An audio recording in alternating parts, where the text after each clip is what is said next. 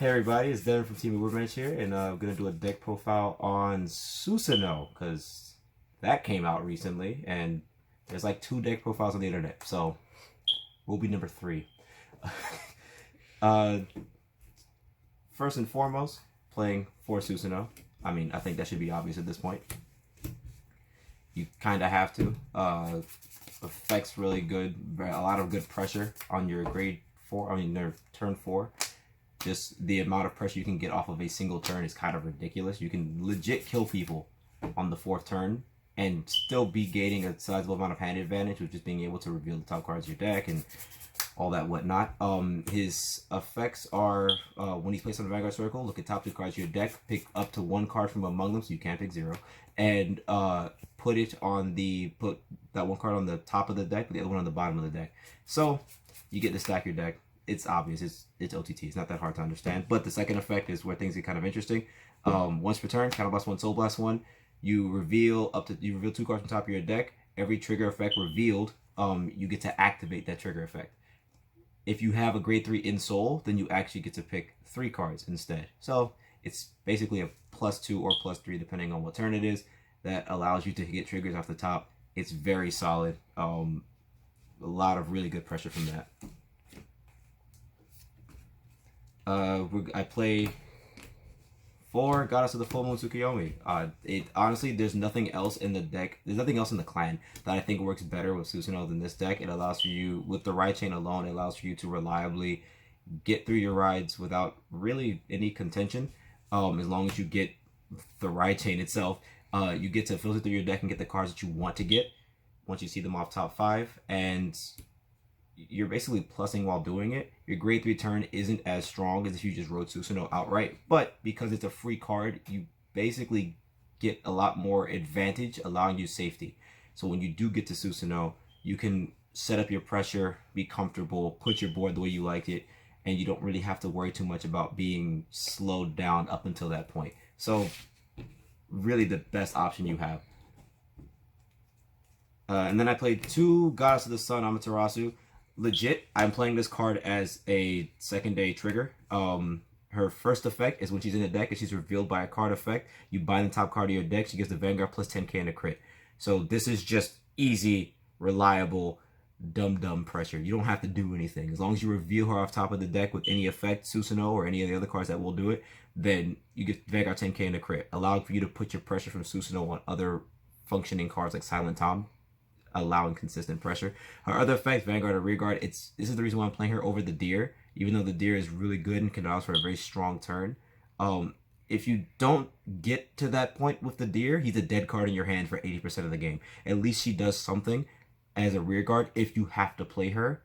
And if you don't play her, you're probably going to pitch it for a Perfect Guard effect or some other effect, so you don't really lose much from it. Vanguard or Rear, when she attacks, discard 1 card from your hand. She reveals the top 3 cards of the deck. She looks top 3 cards of your deck. You reveal 1 and reveal 1 normal unit and add it to your hand. The other cards go on the top of the deck in any order. So she stacks your deck. She allows for basically a predictive drive check, and you don't really neg for discarding that card because you get to get a card that you potentially want off those top 3 cards. Really good effect. Really good.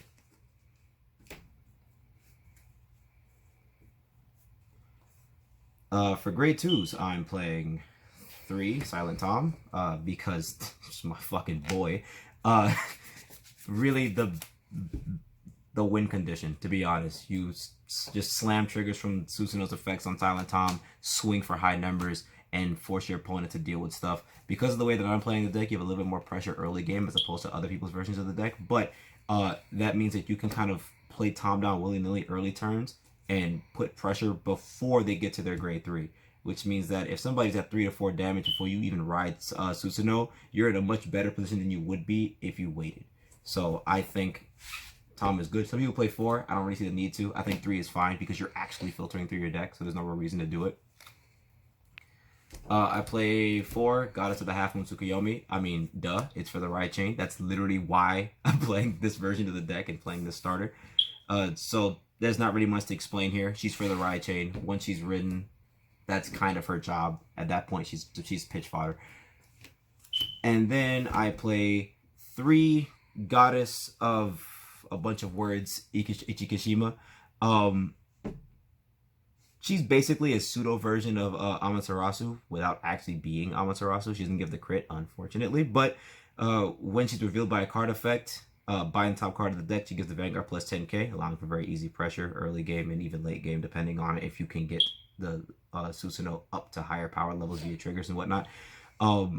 The other effect is kind of the main reason why I like her. When placed, look at the top card of your deck, put it on top or bottom, then reveal the top card of your deck. So the advantage of this is you technically get to see the top two cards of your deck if you don't like the first card. If you look at the top card and you're like, oh, it's Amaterasu. Okay, fine. You leave it on top of the deck, you reveal that top card, she binds herself, and then she gives 10k in a crit. And then she'll give 10k to herself, because as long as the card you revealed with the effect is a non-trigger, she gives plus 10k to herself. So, very, very, very good card.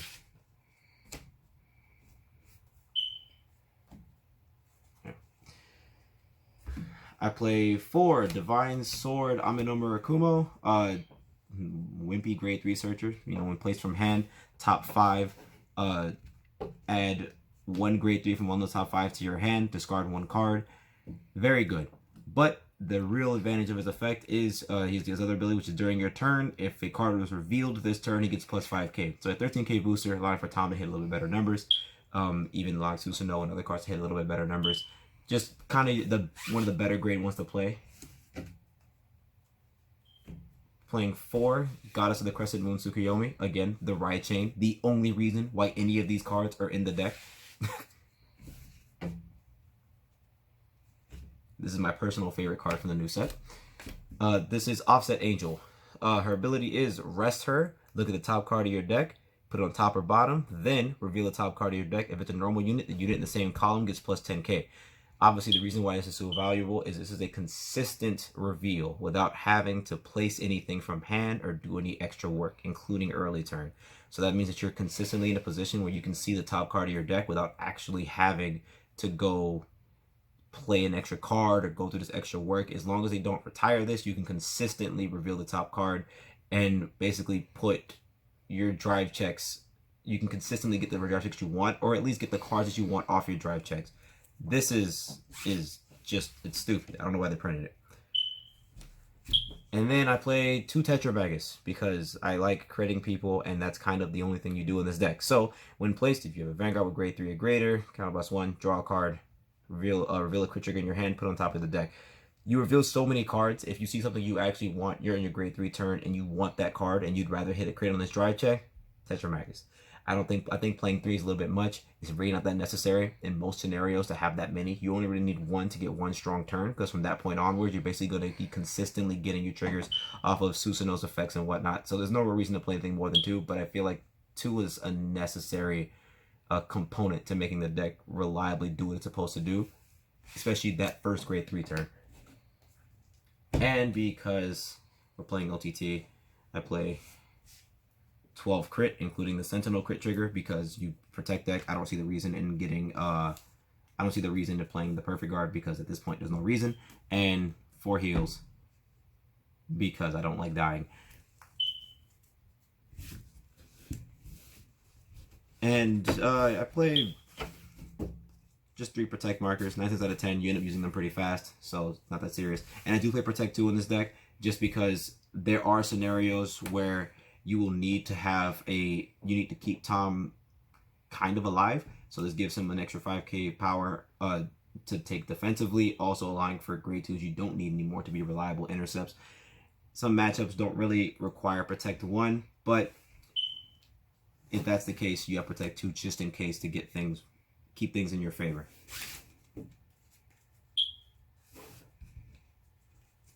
And that's Team Ubermensch, and we out.